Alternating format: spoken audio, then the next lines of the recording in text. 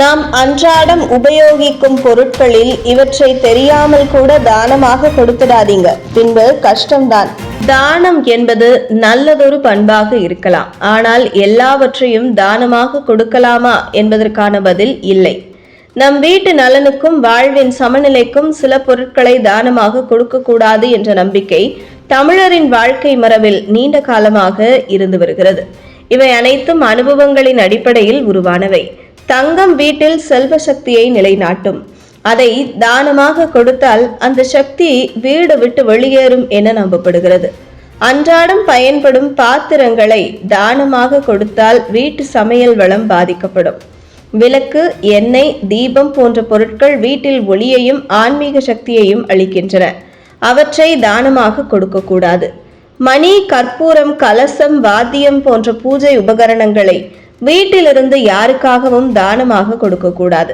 மூதாதையர் பயன்படுத்திய புடவைகள், ஆடை, நகைகள் போன்றவை குடும்பத்தின் சக்தியை ஏந்தி இருக்கும்.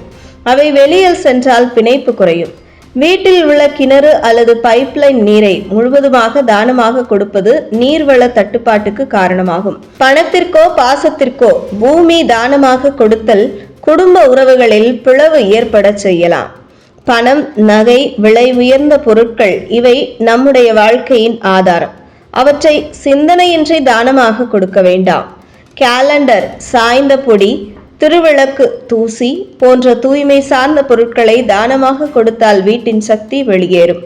குழந்தைகளின் முதல் பெட்டிகள், காலணி, ஆடைகள் ஆகியவை வீட்டில் வைத்திருக்க வேண்டியவை. அவை நல்ல சக்தியை காக்கும்.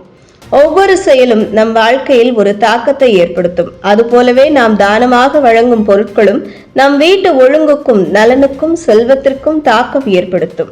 அன்பு உள்ளத்துடன் தானம் செய்யும் போது அதற்கும் ஒரு எல்லை இருக்கிறது என்பதே உணர்வதே அறிவு. தேவையானவர்களுக்கு உதவ நாம் தயங்க வேண்டாம். ஆனால் நம் வீட்டின் செழிப்பு, சுமூகமான சக்தி பாதிக்காதவாறு எதை தானமாக கொடுக்கலாம், எதை தவிர்க்கலாம் என்பதையும் நம்மால் அறிந்து செயல்பட முடியும். நம் முன்னோர்கள் சொல்லியதை அடிப்படையாக கொண்டு சிந்தனையுடன் வாழ்வோம். நல்லதையே நமக்கும் பிறருக்கும் பரப்புவோம். இது போன்ற முக்கிய நிகழ்வுகள், அரசியல் தகவல்களை ஆழமாக மாறுபட்ட கோணத்திலும் அறிந்து கொள்ள மறக்காமல் பாரத் மெயில் 24 பக்கத்தை பின்பற்றிக் கொள்ளுங்கள். உங்கள் ஒவ்வொரு ஆதரவும் இது போன்ற பல நிகழ்வுகளின் பின்னணியை அறிய உதவும்.